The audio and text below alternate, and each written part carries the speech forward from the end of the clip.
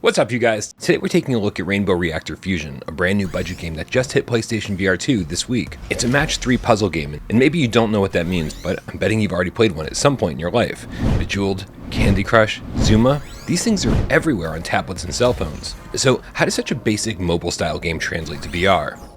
Strangely, the answer is pretty well. A lot of what you're doing is taking different color balls that roll towards you and then tossing them into a grid in order to create combos and eliminate as many as you can.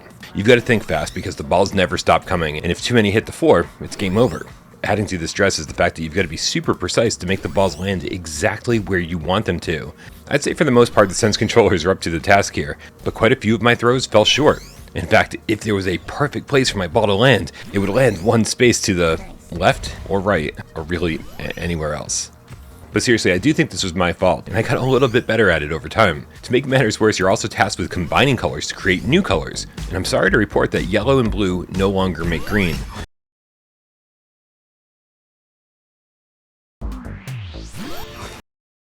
For whatever reason, the developers thought they should reinvent the wheel here, but it all clicks eventually, and actually becomes really addictive.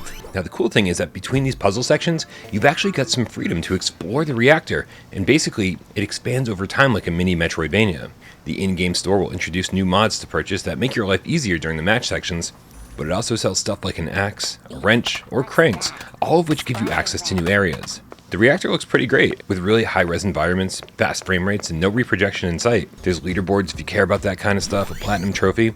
Although, I do have a few minor complaints. There's a quick loading screen when you go from the first floor to the basement level, and when you're using ladders, you just reach out and grab them, and then the screen fades to black for the transition.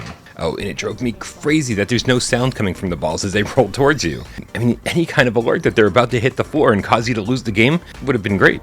And overall, I would just love if the Sense controllers were used a little bit better and offered up some more haptics throughout the game. Reactor Fusion is clearly a budget game, but it's priced accordingly at $12.99, and after a few levels, I really started getting hooked. And if you're wondering why I have Chinese subtitles on, it's because there was a bug pre-launch that when you turn off subtitles, you get some Chinese ones instead.